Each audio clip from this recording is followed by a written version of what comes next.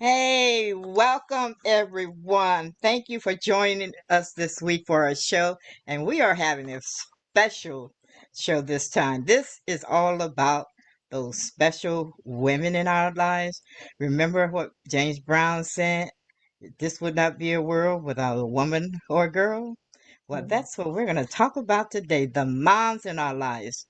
Now, in this new age, we do recognize that sometimes mom is actually a dad.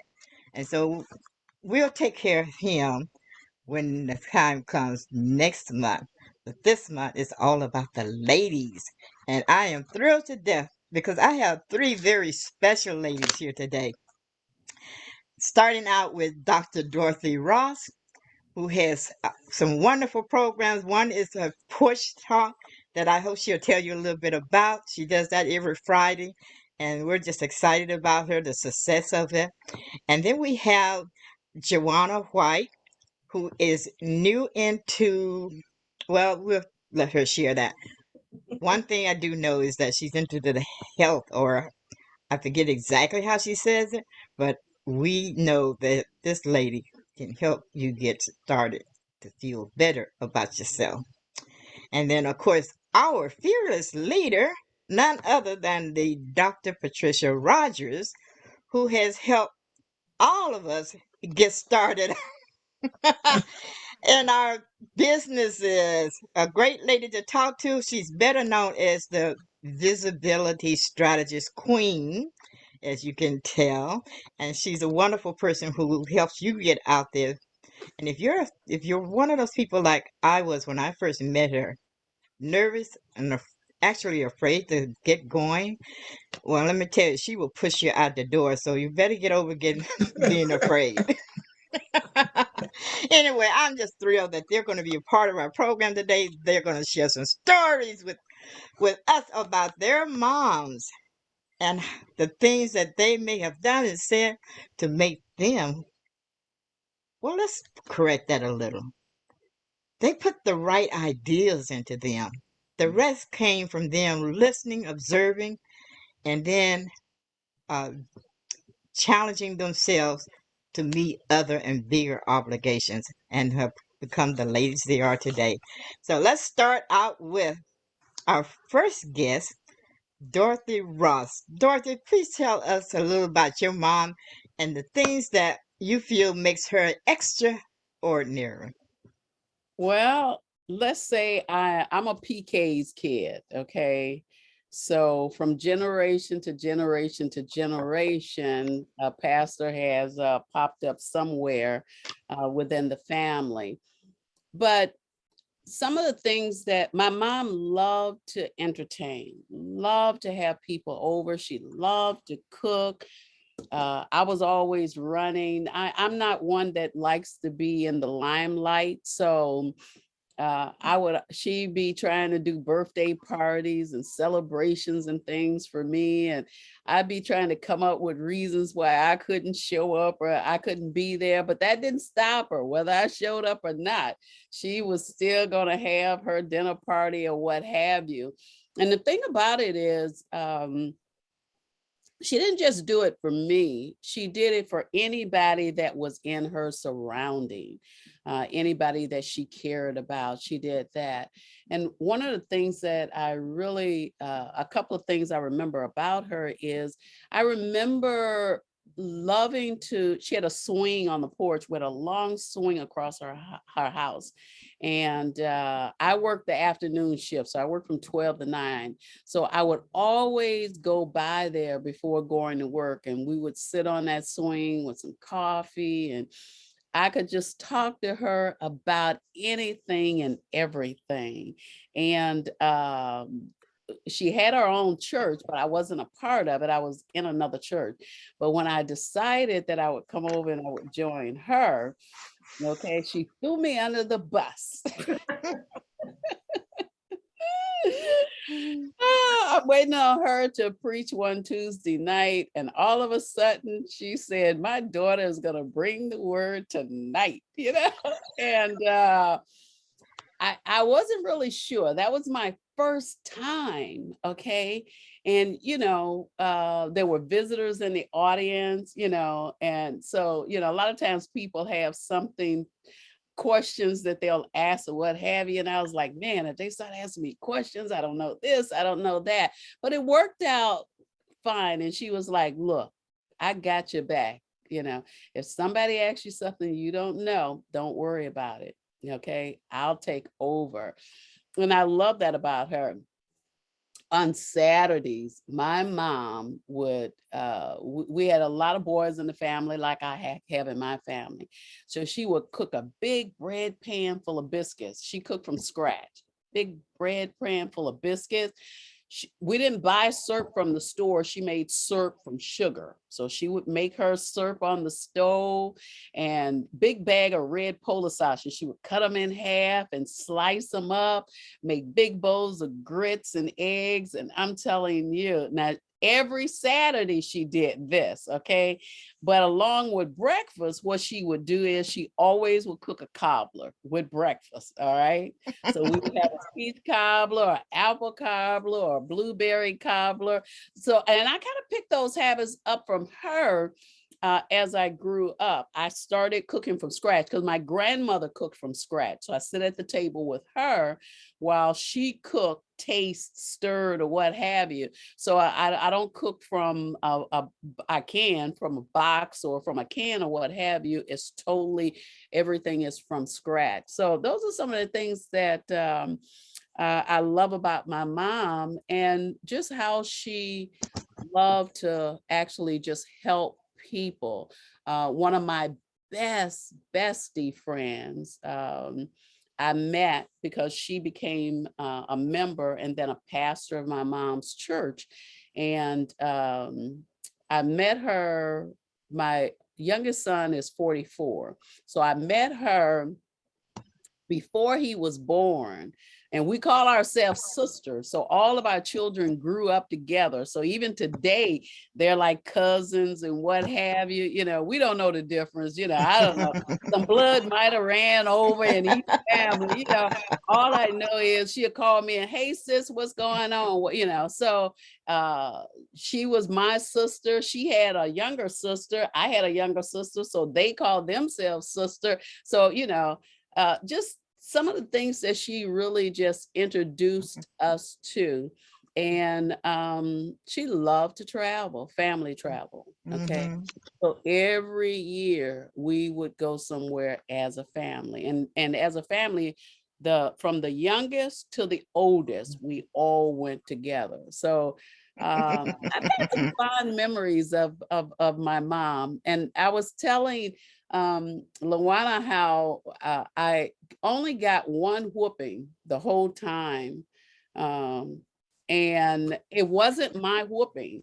My cousin didn't clean the kitchen up that night, and we slept in the same bed. So my mom thought it was me. She woke me up whooping on me. And when she found out that it wasn't me, it was my cousin, she said, that's for whenever you do something wrong. But I never did anything wrong. After that, never did anything wrong.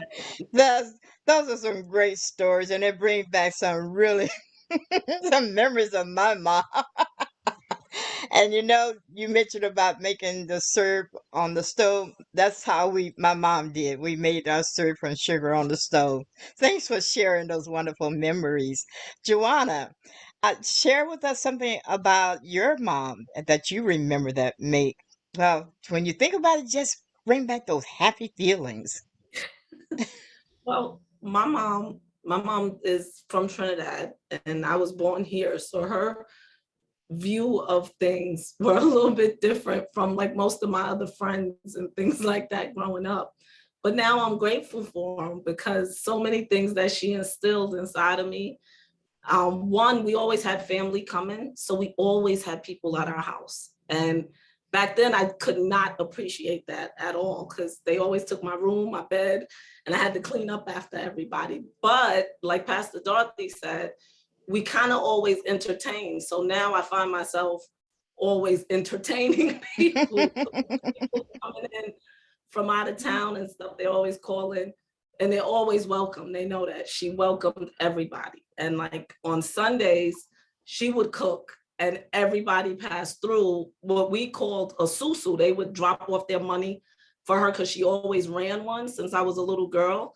So it was always a way of her showing me how to save my money, how to make sure you put away for a rainy day. Like she instilled those things. And I didn't even know that's what was happening at that time. But people would come every Sunday, they drop off their money, they get a plate of food, they would talk to her. She'd just like minister to them, you know, whatever she had for them.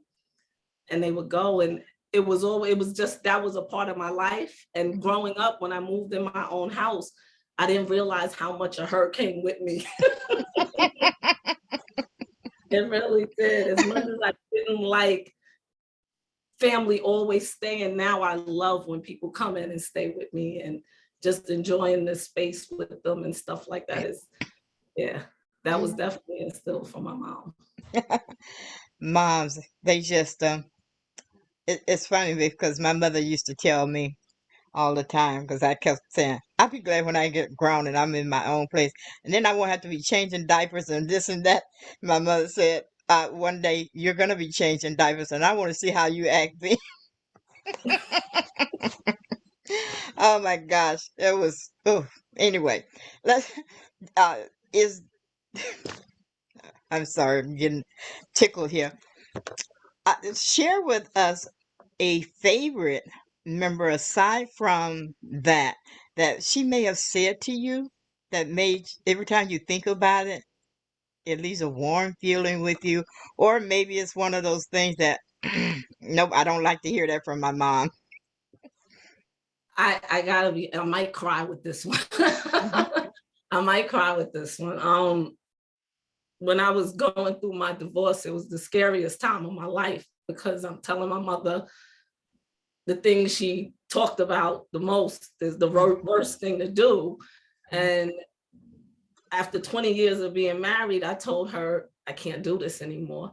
And she said, you always have to do what's good for you. Never take on anybody else's thoughts or burdens. Just always do what's right for you.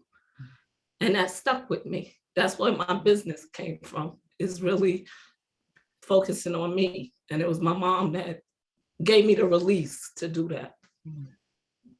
That's great. That's great. Oh, kind of touched me in there because I remember when the first time when I got pregnant, I was not married and I was scared to death, didn't know what I was going to do. And my mother found out and she asked me, do you want to keep it or what? I said, I'm keeping my baby. Why you ask me a question like that? And she said, then come home. Because I was with my dad at the time. And my dad was urging me to either put it up for adoption or something, you know. And she told me, come home. And so I went home.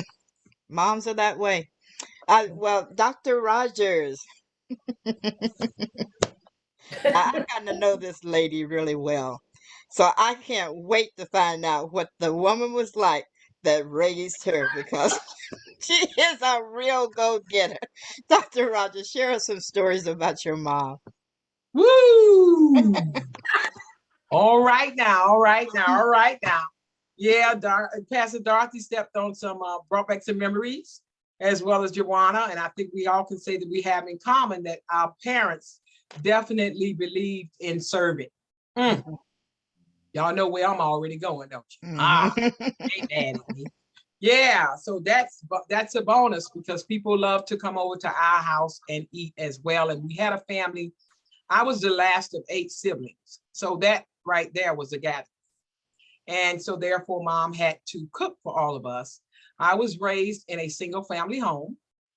I learned later in life that my mother left my father in North Carolina and she moved all of us to Florida. Why did she do that? I learned because my mom wanted a better life for us. So that's pretty much as I know, except from pictures and so forth. So I grew up in Florida. But what happened when we moved to Florida? I heard Pastor Dorothy talk about that church. Yeah, baby, church. Yeah, that's that foundation. That's that foundation. And my mom came into the acknowledgement of who God was. And what that did for me or us or me, I'm talking about me, it put pressure on us because now guess what? When days I should have been outside playing, I thought I was inside on my knees, 12 o'clock in the afternoon for noonday prayer. At night, when I should have been home doing my homework, I was at church sitting in Bible study or Wednesday night service and finding myself going in the back room of the church, going to sleep, taking my naps then. So the bottom line is this, I didn't agree with that at that time. I mean, it was something I had to do because I was taught to do that. My mom, that's what we had to do. But where I appreciate my mom at for that, and those days and those times when I wanted to play with my friends and all of those things, as I got older, I came to the acknowledgement that I had to learn who God was for myself.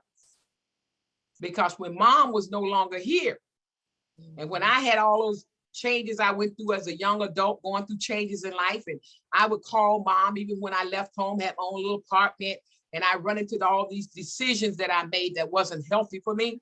I called mama, came to a point I had to call my mama. And when I called mama on the phone, I'm boohoo crying like Joanna was just doing. And I would tell mama my problem. And when my mom would say to me, she said, darling, I'm praying for you. And that problem went away. I didn't know who God was for me at that time. I was leaning on my own mother's faith. But when mom was no longer here, I think she passed at the age of 62. I had to develop the understanding of who God was for me. And that's when I learned what it was all about when people talked about faith. Faith. So my mom, the best thing she could have ever done for me, we ain't gonna talk about the whippings, y'all, all that other stuff. I'm gonna leave all that out. But yes, the best of it, that came with discipline. I got the discipline too. But the best thing that I always say that my mom has ever given to me was to take me to those churches, through the church doors, and teach me who God was in my life. And I realized that all these bad mistakes that I made down through my life, bad decisions, I realized that God that she taught me about, he was forgiving, he was loving, and he picked me up, dust me off, and he helped me start all over again. And I'm grateful for that. That's what the best thing is that my mom did for me. Now, my mom was resilient. She knew how to bounce back. She knew how to go in that kitchen when we was waiting on her to come home. She knew how to turn nothing into something. And she would get some food on that table for all 8 of us. And that to me was resilience, but she learned how to bounce back in troubled times. She also was persistent. In the church, she raised us. I'm gonna make this short, but in the church, she raised us. We would go out in the communities and collect money for the church because we had all these church drives and it was competition going on, whatever family raises the most money, da, da, da, da, da. So I was in the community collecting money at a young age in elementary school.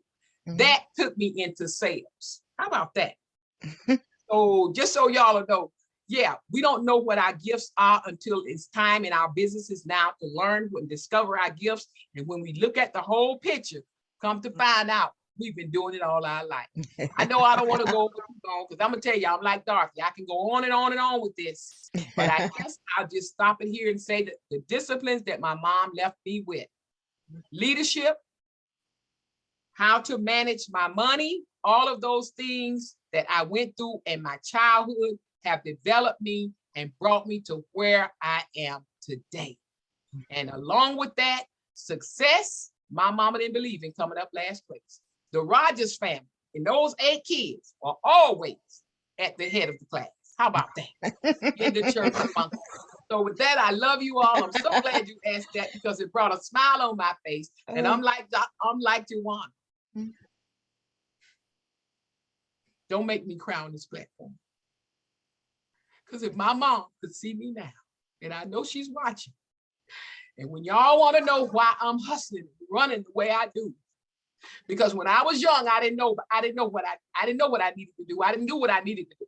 But today, she's not with me now.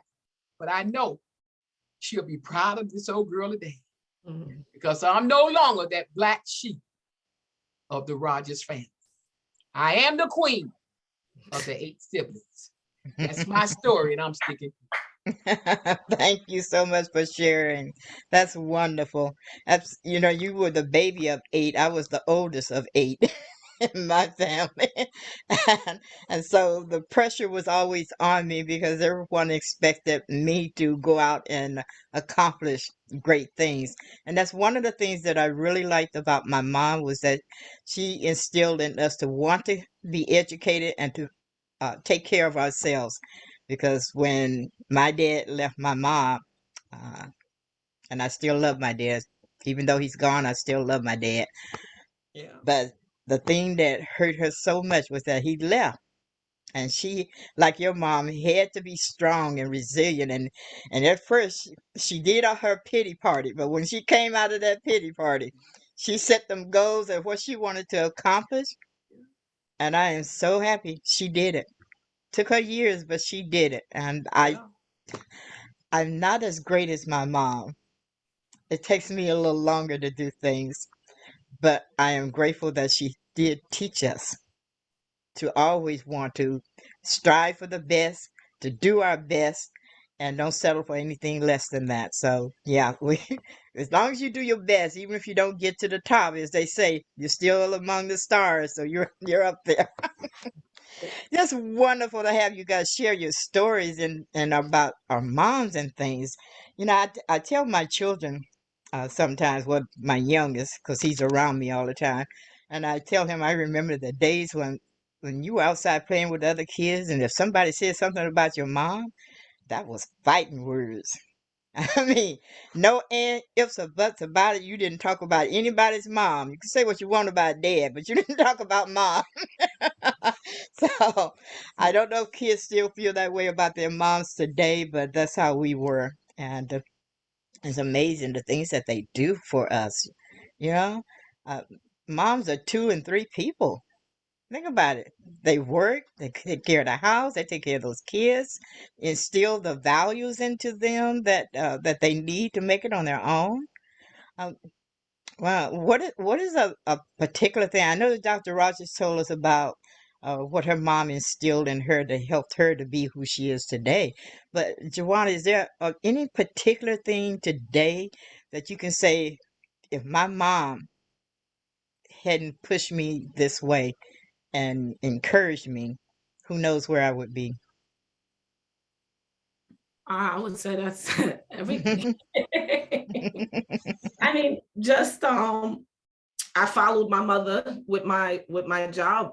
She was a conductor for the railroad, and at 20, I moved to Atlanta to go to school for nursing. And but she made me promise that if they called me within 6 months, I would come back for this job. Well, today I got a pension and I got everything that I need at 45 years old for the security that I need to secure my life. And that was really me following and listening to what my mother was instilling in me. And I saw the security it brought our family after she left my dad. So I knew that I would be secure at that point. And that was, I mean, I'm secure for life with a pension that a lot of people can't say they have today. So I'm grateful for that. She definitely instilled resilience. Like I said, after she left my dad, she worked 2 jobs. She got the job at the railroad. She was still doing a nursing assistant until she secured the job. And I just watched my mom go through so much, but it's like I almost followed her footsteps in so many of those ways. But it's also the resilience that's in me, and as well as the security that I always seen her give us. I never called my mom and she's ever told me no. So she's always been there for me. And That's I feel, wonderful. yeah, That's absolutely. wonderful. What about you, Dr. Ross? Uh, there are times when people look at you and they say, every time I see you do that, I see your mom. Probably in the kitchen. Oh, because I love to cook as long as I got somebody to eat, and my house is very rarely empty. I got all of my sons, and then I have all of their sons, and now I get great grandchildren, and so and I've got a lot of spiritual sons, so I'm always cooking and putting something together. But my mom instilled in me family unity, and she was definitely going to make sure that regardless of what was going on between one or the other one, when she called for you to come to the house, all of that had to be left on the outside, because when you came inside, regardless of what anybody had done or said, it was not mentioned when you walked inside of her front door. And I'm so glad about that, because when my sons were like 12 years old, the oldest and the youngest, and they were fighting against each other, and I took them and I brought them, pulled them aside, and I said to them, one of the things that you will not do is you will not fight each other. You'll fight for each other, but you will not fight each other. I say, and then the next time that I see that this happens, it's going to be a big, big problem. Okay. I say, and regardless of what you guys have going on that you don't agree about, I expect for you to talk it out until you work it out. Okay. And even as grown men today, they don't always agree. They don't always agree, but they don't fight. They don't argue. And when one calls, okay, they all show up, So when we make one phone call we just got to call the one, that's the oldest one. And he's going to call everybody else and rally them together. That's one thing I like about him. He's going to rally them all together. And he's going to rally all the grandsons together as well. So family unity, that's what she was That's all right. about. Yeah. Okay. We got about a minute, Dr.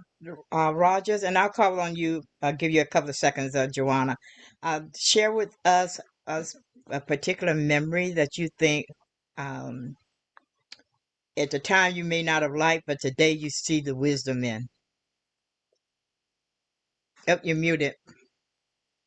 Sorry about that. Can you hear me now? Yes. I'm gonna say for me that what my mom left me with too was, after seeing her raise 8 children, 8 of us all by herself.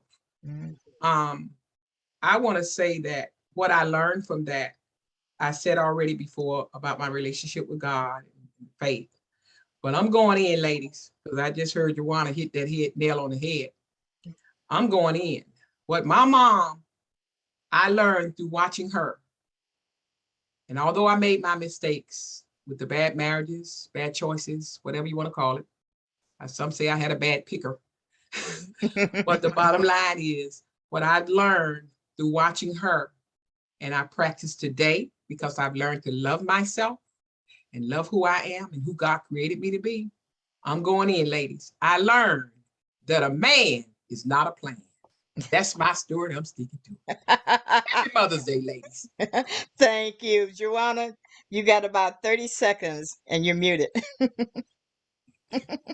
I know that's right, Dr. Martin. My mother was married 3 times, so it's definitely not the plan. I'm gonna just go with that one, Dr. LaWanna.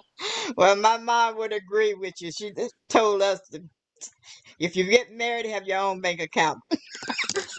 don't, don't trust your money to a man.